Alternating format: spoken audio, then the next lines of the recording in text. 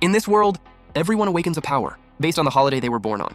Born on Chinese New Year, you can summon the Nian Beast, wiping out everything in sight. Born on Ghost Festival, you can unleash the Bone Demon Slayer Temple.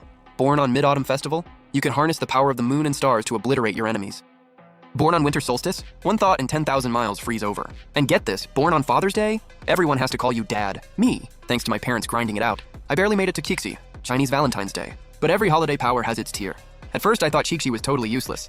No combat value whatsoever. Until one day an S-rank ghost king named Sadako showed up and led a full ghost army, nearly destroying the entire city before trapping us inside the school.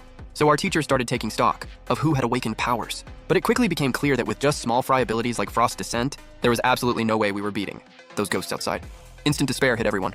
But right there in what seemed like a guaranteed death situation, a voice rang out in my head. Congrats, host! Qixi power successfully awakened. Reward, 1 S-rank. Valentine, the original single red thread that could bind any S-rank target, has now become the host's Valentine bond. Detecting nearby S-rank. Compatible target, Sadako, system actively capturing. Next second, a blindingly fast beam of light shot straight at Sadako, and suddenly this insanely eerie energy swept through the air. Sadako unleashed a massive shockwave. Hundreds of ghosts instantly vanished into thin air. The ghost behind that hadn't charged yet, just froze in place. Sadako was the one who had led the attack on this city. So why had she suddenly switched sides? Through Sadako's perspective, I spotted a familiar figure in the alley. It was Liu Ruyan, the school beauty.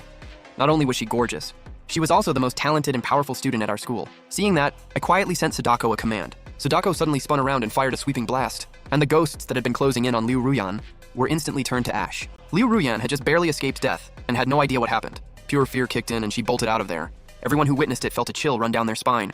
How is this possible? Sadako actually protected us? When Liu Ruyan finally made it back to our group, a bunch of dudes swarmed her like total simps.